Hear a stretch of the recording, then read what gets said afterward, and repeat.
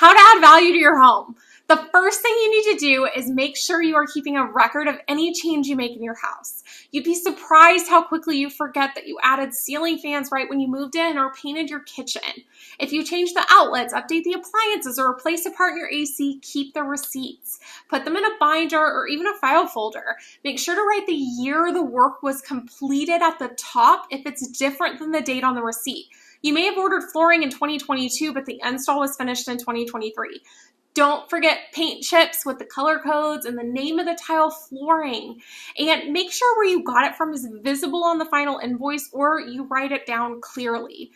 You may have a vision for what you're doing and you're doing it piece by piece. So if you chose X backsplash and Y kitchen cabinet color because your final vision is to have this specific flooring, be sure you write that down in case you sell prior to getting the flooring or for you to stay on track yourself.